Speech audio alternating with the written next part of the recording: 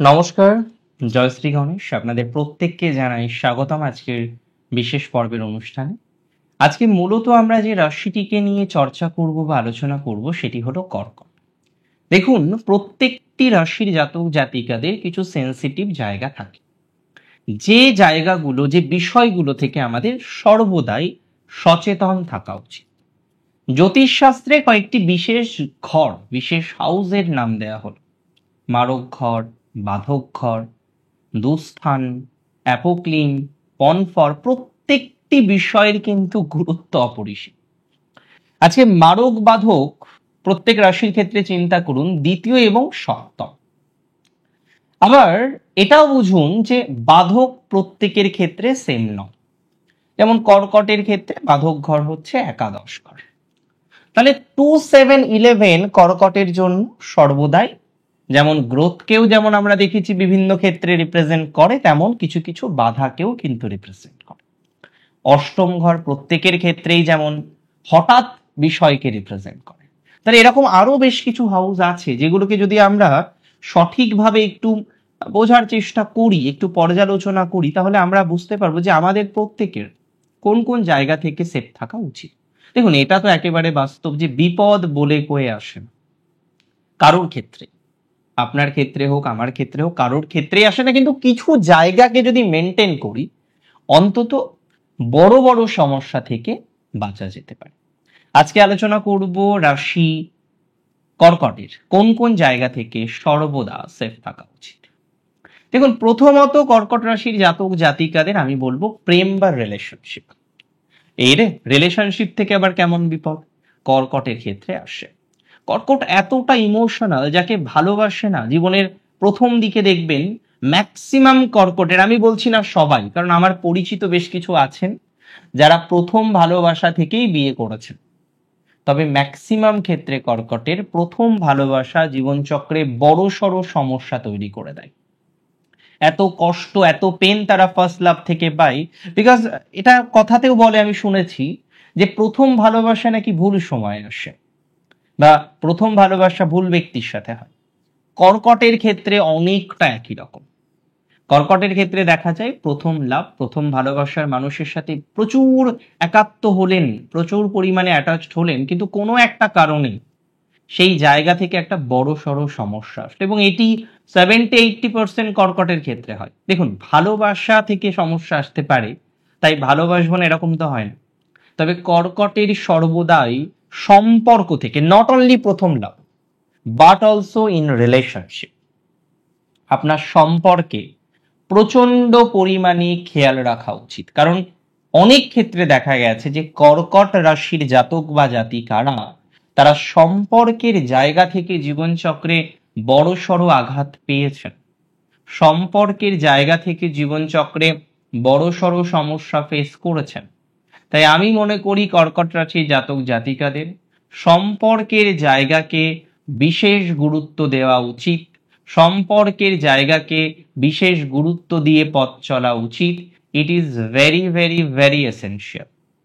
তাই কর্কটকে এটা মাথায় রাখতে হবে, তারা যেন সম্পর্কের জায়গাকে ঠিকঠাক রাখেন এবং অ্যাটাচড হন, কিন্তু নিজেকে ক্ষতি করে অ্যাটাচড হওয়া যাবে না, নিজের থেকে ভালোবাসা যাবে না। ভালোবাসুন, বাট নিজেকেও ভালোবাসুন। কর্কট অনেক সময় দেখেছি আমি ভালোবাসার মানুষটিকে নিজের থেকে বেশি ভালোবাসেন। অবশ্যই এটা একটা পরম প্রাপ্তি যে একজন তার থেকেও বেশি ভালোবাসতে পারে, বাট কর্কট ডু। কিন্তু এত ভালোবাসার পর, এত কিছুর পর, what Karkat get, that is very important. তাই আমি কর্কট রাশির জাতক জাতিকাদেরকে অ্যাডভাইস দেব, I am going to give some advice, যে না, আপনি নিজেকে নিয়ন্ত্রণ রাখুন, তারপরে রিলেশনশিপে থাকুন।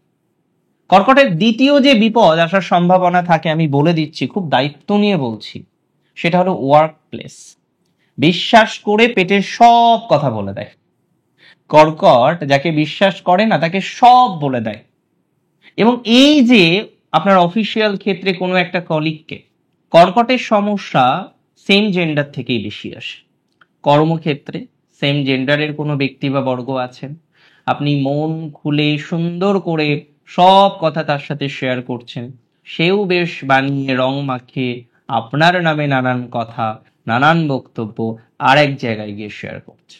So it is very important for Cancer sign যে আপনাদেরকে এটা ম্যানেজ করতে হবে, জীবনচক্রে এই বিপদ থেকে বাঁচতে হলে প্রথম থেকে সাবধানে থাকতে হবে। যত কনস্পিরেসি কর্মের জায়গায় কর্কটের এমন কোনো জাতক জাতিকা নেই, হয়তো কয়েকজন লাকি, আমি বলবো গুড লাকি কিছু পার্সন আছেন, তারা বাদে কর্কটের বহু জাতক জাতিকারা they face problem in their workplace, এবং সেখানে কনস্পিরেসি, সেখানে তাকে ছোট করার চেষ্টা, তার থেকে সমস্ত সুযোগ সুবিধা নিয়ে তাকে আরো বিপদে ফেলার চেষ্টা, এটা কিন্তু কনস্ট্যান্টলি হতে থাকে। মেনি অফ ইউ যাদের সাইন হচ্ছে কর্কট, যাদের মুন সাইন হচ্ছে কর্কট, তারা এই ধরনের প্রবলেম ফেস করে। দেখুন, ট্রানজিট যখন আমরা স্থূলভাবে আলোচনা করি, we should discuss from moon sign, চন্দ্র রাশি থেকে আমাদের আলোচনা করা উচিত। So we are doing the same. Karkat রাশির জাতক জাতিকাদের ক্ষেত্রে শুধুমাত্র এখানেই যে সীমাবদ্ধতা হয়ে গেল, নট লাইক দ্যাট। এরপরে আরো বিষয় আছে that we have to understand, যেটা আমাদেরকে বুঝতে হবে বা বোঝার চেষ্টা করতে হবে। আমি মনে করি যে সমস্ত কর্কট রাশির জাতক জাতিকারা অত্যন্ত বেশি ইমোশনাল, তাদের অন্যতম বড় আর শত্রু চলে আসছে ফ্রেন্ড থেকে। একটা তো রিলেশনশিপ, ভালোবাসার সম্পর্ক, বাট এমন কোনো কর্কট নেই যাদের ফ্রেন্ড থেকে বড় সড়ো বিপদ আসে। আরো বিপদ এসছে ফ্রেন্ডের সাথে আর্থিক ট্রানজাকশনের মাধ্যমে। যে বন্ধুকে নিজের টাকা দিয়ে খাওয়াতেন চপ সিঙ্গাড়া ইত্যাদি ইত্যাদি, বারবার নিয়ে যেতেন বিভিন্ন রকম রেস্টুরেন্টে, সেই বন্ধুগুলো জীবনে বড়সড় ক্ষতি করেছে কি? যে সমস্ত কর্কটের করেনি, কর্কটকে খুব ওয়াকিবহল হতে হবে বন্ধু থেকে, বিকজ আর্থিক ট্রানজাকশন যখনই বন্ধুর সাথে করবেন, ফ্রেন্ডদের সাথে করবেন, কর্কট কিন্তু বড় সড়ো প্রবলেম পেতে পারেন। তাই কর্কটের জীবন চক্রের অন্যতম বড় বিপদ আসে বন্ধু থেকে। হয়তো কথাটা শুনতে খুব খারাপ লাগে, যদিও আমি বিশ্বাস করি একটি ভালো বন্ধু একটি লাইব্রেরির সমান, দ্যাট আই ট্রাস্ট।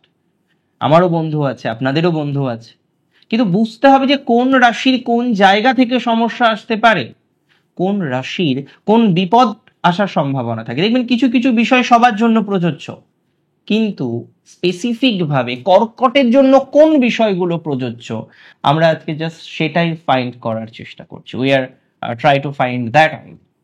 তাহলে কর্কট রাশির ক্ষেত্রে এমন কিছু বিষয়বস্তু আছে, এমন কিছু ম্যাটার আছে যেটিকে আমাদের বোঝা উচিত, যে বন্ধু থেকে তাদের বিপদের আশঙ্কা থাকে। বহু Karkat, there are so many people belonging from Karkat rashi, belonging from cancer sign, they are facing the same problem. এরকম একটা অবস্টাকল, এরকম একটা ডিস্টারবেন্স কর্কট রাশির জাতক জাতিকারা কিন্তু ফেস করেন। এরকম একটা অবস্টাকল, এরকম একটা ডিস্টারবেন্স কর্কট রাশির জাতক জাতিকাদের কিন্তু জীবন চক্রে আসে। That is very very very important. তাহলে মাথায় রাখতে হবে এই জায়গাটি থেকে যতটা বেরিয়ে আসা যায়, প্রথম থেকে সিকিউর থাকা যায়। দেখুন, আজকের অনুষ্ঠান ভয় পাওয়ানোর জন্য নয়। আপনারা আমার ভিডিও দেখেন, আপনারা জানেন যে আমি সর্বদাই চেষ্টা করি পজিটিভ জায়গাটাকে খুঁজে নিতে। যে জায়গাটাই নেগেটিভ ইভেন্ট, সেখানেও আমি পজিটিভ খোঁজার চেষ্টা করি, যে কিভাবে আমরা বিষয়টিকে মোকাবিলা করে একটা পজিটিভ শিখরে পৌঁছতে পারবো, তার একটা চেষ্টা প্রচেষ্টা আমরা প্রায়শই করে থাকি। তবে কর্কটের যেটা প্রবলেম সেটা হলো এই, এছাড়াও কিছু জায়গা আছে যে জায়গা থেকে কর্কটের বিপদ আসতে পারে। দেখুন, কর্কট খুব ইমোশনাল। আজকে গাড়ি কাকে চালাতে হয় না, প্রত্যেক রাশিকে চালাতে হয়। তবে কিছু রাশির এই সমস্ত জায়গাগুলো সেন্সিটিভ। রাস্তাঘাটে চলার ক্ষেত্রে কিছু কিছু সময় কর্কটকে খুব সচেতন থাকা উচিত। কর্কট মাঝে মাঝে অ্যাবসেন্ট মাইন্ড হয়ে যান। আমি কর্কটকে বলবো যে অ্যাবসেন্ট মাইন্ড হয়ে যদি দেখেন যে না, সকাল থেকে মনটা খুব বিচলিত হচ্ছে, ড্রাইভিং করছেন, হ্যাঁ, বারবার মাইন্ড ডিস্ট্রাক্ট হয়ে যাচ্ছে, সচেতন। কর্কটের অনেক ক্ষেত্রে দেখেছি, ভগবান যেন কোনো কর্কট কোনো মানুষের সাথে এটা না হয়, অ্যাবসেন্ট মাইন্ডে থেকে তারা কিন্তু ছোটখাটো দুর্ঘটনায় পড়ে। তো কর্কট রাশির জাতক বা জাতিকা, তাদের অ্যাবসেন্ট মাইন্ডে থাকা বন্ধ করতে হবে। রেগুলার বেসিসে মেডিটেশন করুন, রোজ মেডিটেশন করুন, এটা দরকার। মনের সন্তুলন যেদিন থেকে কর্কট করতে পারবেন, যেদিন থেকে মনের উপর লাগাম রাখতে পারবেন, যেদিন থেকে মনের উপর নিয়ন্ত্রণ রাখতে পারবেন, জানবেন আপনার জীবন যুদ্ধে আপনি জয়লাভ করবেন। আপনি সেদিন থেকে জেনে রাখবেন আপনার জীবন যুদ্ধে হারার কিছু নেই, আপনাকে কেউ হারাতে পারবে না। No one in this world যে আপনাকে হারাতে পারে। তো কর্কটের ক্ষেত্রে এরকম একটা ইকোসিস্টেম তৈরি করতে হবে যে ডেলি রুটিন ফলো করছি, সকালে উঠছি ঘুম থেকে, মেডিটেশন করছি, মনটাকে সন্তুলন করছি, দ্যাট ইজ ভেরি ইম্পর্টেন্ট। আরেকটা বাধা কর্কটের আসে, সেটি হলো ম্যারেজ। ভাবতে অবাক লাগলেও এটা ঠিক। ম্যারেজ কি করে বাধা হয়? বহু কর্কটের জানেন লাইফটা থেমে গেছে বিয়ে করার পর। দেখুন, বিয়ের বিপক্ষে আমি নই, আমি চাই প্রত্যেকে সুস্থ স্বাভাবিক একটা পার্টনার পান, যার সাথে যেন নিজের স্বাদ আহ্লাদ গুলো বন্ধ না হয়ে যায়। বিয়ে করার পরে যদি আপনার শখ আহ্লাদ গুলো বন্ধ হয়ে যায়, আমি কি নাম দেবো তার? বহু কর্কটের এই জায়গাটা হয়ে যায়। তাই বিয়ের আগে একবার নয় 100 বার ভেবে নেবেন, তারপরে প্লিজ বিয়ে করবেন। অনেক ভালো থাকুন আপনারা, সুস্থ থাকুন, স্বাভাবিক থাকুন। শেষ করছি এখানে। জয় শ্রী গণেশ।